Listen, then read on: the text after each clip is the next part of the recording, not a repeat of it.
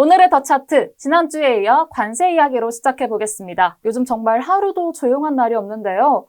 도널드 트럼프 미국 대통령이 관세 정책을 손바닥 뒤집듯이 바꾸면서 정말 유연한 행보를 보이고 있습니다. 네, 유연하다 못해 예측 불가능한 행보를 보이고 있는데요. 네. 주식시장은 물론 금융시장 전반에 큰 영향을 주고 있습니다. 네, 트럼프의 관세 정책이 주식시장만 흔드는 줄 알았는데 최근에는 채권 시장까지 영향을 주고 있다는 이야기가 들려오고 있어요. 네, 인베스팅닷컴에서 미국 국채에 대한 투자자들의 관심도 크게 증가했는데요. 네. 지난주 10년물과 30년물 미 국채 검색량이 각각 전주 대비 112%, 142% 증가한 85만 뷰와 22만 뷰를 기록했습니다. 네. 채권은 금리와 가격이 반대로 움직입니다. 즉 채권 금리가 올랐다는 건 채권 가격이 떨어졌다는 뜻인데요. 투자자들이 미 국채를 팔고 있다는 의미로 볼 수도 있습니다. 지난주에 저희가 국채가 안전자산이라고 소개를 해드렸는데요. 요즘처럼 주식시장이 불확실할수록 이 안전자산에 대한 수요가 더 커져서 그런 걸까요? 일반적으로는 그런데요. 글로벌 시장의 불확실성이 커질수록 미 국채에 자금이 몰리면서 금리는 오히려 떨어집니다. 네. 그런데 이번에는 조금 다릅니다. 이번에는 관세 전쟁과 더불어 트럼프 행정부 정책에 대한 불신이 커지면서 미 국채마저 매도세가 나타났다는 분석이 나왔는데요. 즉 미 국채는 안전하다는 인식 자체가 흔들리고 있다는 얘기입니다. 네. 도이체방크의 조지 사라벨로스 글로벌 외환 전략 책임자는 달러와 미국 채권 시장이 동시에 매도되는 현상은 빠른 탈달러화 과정이 진행되고 있다는 신호로 분석하기도 했습니다. 그렇다면 이 전통적인 안전자산으로 여겨졌던 미국 국채가 힘을 잃고 있는 걸로 봐도 될까요? 네, 그렇게 볼 수도 있습니다. 사라벨로스는 미국의 신뢰도는 단순히 국가 부채 규모보다 외국 자본에 얼마나 의존하느냐가 더 중요한 기준이 된다고 지적했습니다. 네. 과거에는 달러가 세계 기축통화라는 이유만으로 외국 자금 유입이 쉬웠고 재정 적자나 무역 적자도 큰 문제가 되지 않았는데요. 하지만 지금은 국제사회에서 미국에 대한 신뢰가 약해지면서 미국 정부가 재정 지출을 마음껏 하기도 어려워졌고 경제를 부양할 수 있는 정책의 자유도 줄어들고 있다고 덧붙였습니다. 네, 트럼프 대통령이 일명 마가라고 하죠. 미국을 다시 위대하게 만들겠다고 선언을 했지만 현실은 미국을 더 가난하게 만들고 있는 셈이 아닌가 싶습니다. 네, 사실 달러의 몰락은 수차례 예측됐지만 현실화되진 않았습니다. 하지만 2022년 러시아 우크라이나 전쟁 이후 미국과 서방의 제재를 계기로 많은 국가들이 외환 보유고의 안전성에 의문을 품게 됐고 금 보유를 늘리기 시작했습니다. 동시에 중국, 인도, 브라질 등 주요 신흥국들이 국제 무역에서 달러가 아닌 자국 통화 사용 비중을 높여가고 있습니다. 이러다가 미국이 소위 글로벌 왕따가 되는 건 아닐까요? 지금 상황만 놓고 보면 트럼프 대통령의 거침없는 외교와 무역 조치들이 이미 전 세계에서 미국에 대한 신뢰를 흔들고 있습니다. 특히 이번처럼 100년 만에 가장 높은 수준의 관세를 부과했다가 갑작스럽게 정책을 완화하려는 혼란스러운 행보는 단순한 일회성 해프닝이 아니라 미국과 세계의 지속 가능한 단절을 예고하는 신호일 수도 있을 것 같습니다. 앞으로 달러 약세와 글로벌 자본 흐름 변화는 예측하기 힘든 결과를 낳을 수도 있겠습니다. 다시 관세 이야기로 돌아가서요. 트럼프 대통령의 관세 정책이 또 바뀌었습니다. 자고 일어나며 정책이 달라져서 정신이 없을 정도인데요. 이번엔 어떤 내용일까요? 지난주에 저희가 트럼프 대통령이 상호 관세를 부과하게 되면 삼성과 애플의 스마트폰 가격이 오를 수도 있다고 전해드렸었는데요. 맞아요. 최근 트럼프가 스마트폰, 노트북 등 전자제품은 상호 관세 대상에서 제외한다고 발표하면서 일단락되기는 했지만 지난 13일에는 전자제품이 관세 면제된 게 아니라 다른 관세 범주로 옮기는 것이라고 밝혀 여전히 불확실성을 키워나갔습니다. 네. 이어 트럼프는 현재 시행 중인 철강, 자동차, 알루미늄 관세처럼 반도체와 칩 등 전자제품에도 품목별 관세를 부과하겠다고 말했습니다. 네, 정말 한치 앞도 알 수가 없습니다. 그럼 중국에 부과된 상호 관세 중에서요, 스마트폰, 노트북, CPU, 메모리칩, 반도체 제조 장비 같은 품목들은 면세 대상이 될 수가 있을까요? 네, 최근 트럼프 대통령이 상호 관세 대신 품목별 관세를 부과하겠다고 밝힌 만큼 지난 9일 발표했던 중국에 대한 145%의 고율 관세보다는 낮은 수준이 될 가능성도 있는데요. 트럼프가 조만간 발표한다고 하니 기다려봐야겠습니다. 네. 다만 현지 시간 14일 트럼프는 애플의 아이폰 등 스마트폰에 대한 관세에 대해 나는 매우 유연한 사람이다며 팀 쿡 애플 CEO와 논의 중이라고 말했는데요. 네. 잘 알려진 대로 애플은 아이폰의 90% 이상을 중국에서 제조하고 있습니다. 네. 이런 오락가락하는 관세 정책 때문에 많은 분들이 혼란스러울 것 같은데요. 네, 만약에 저희가 위에서 언급했던 제품들이 상호 관세가 적용되지 않는다면 기존의 관세 20%가 적용이 될지 아니면 다른 수준의 관세가 적용이 될지도 궁금합니다. 맞습니다. 지난 10주 동안 이어진 오락가락 관세 정책으로 인해 미국 내에서도 혼란이 커지고 있는데요.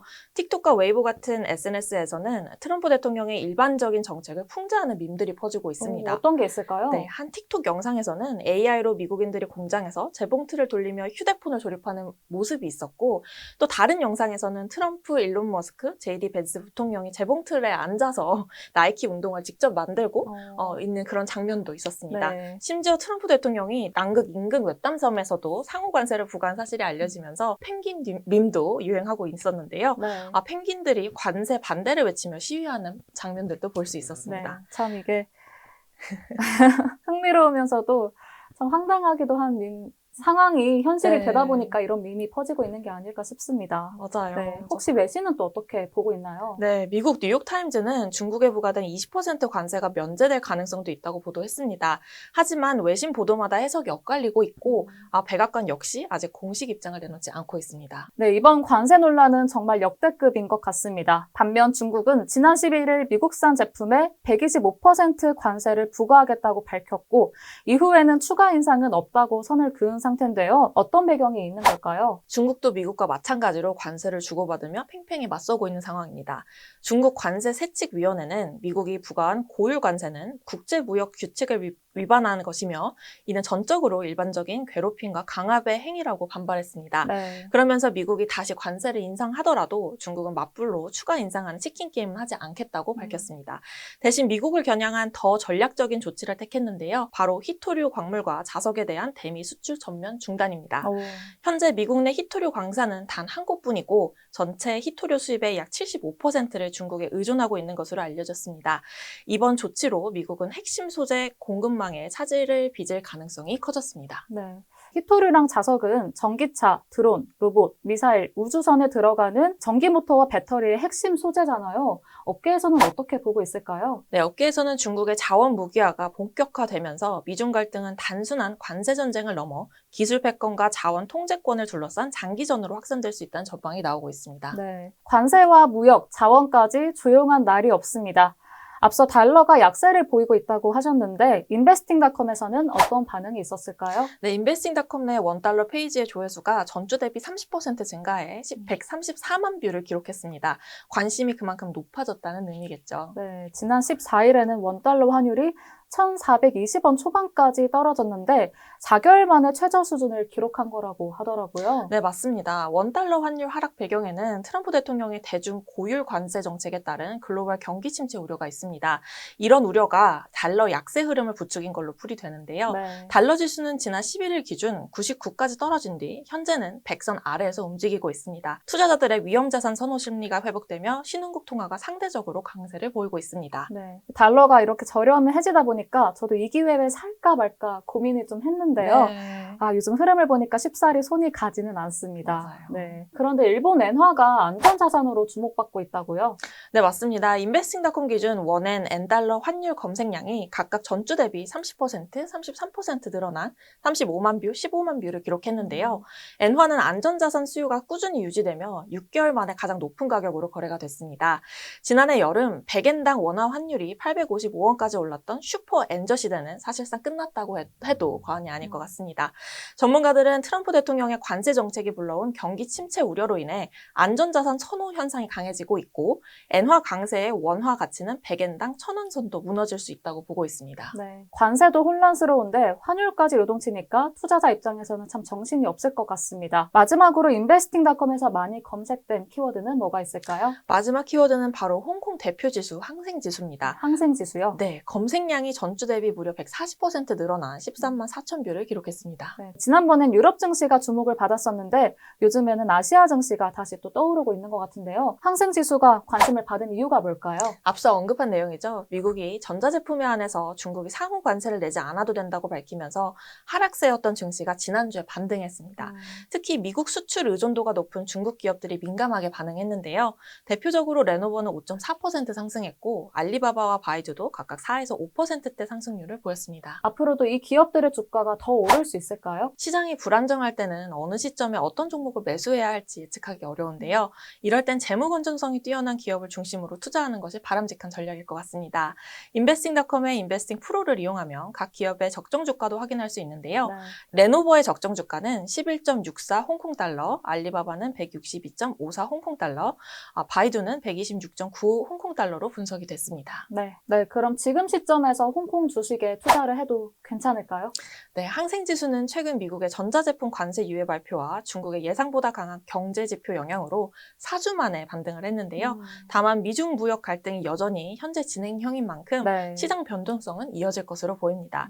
이런 상황에서 투자자들의 관심을 끌 수 있는 재료로는 세계 최대 배터리 업체인 CATL의 홍콩 증시 상장 계획이 있습니다.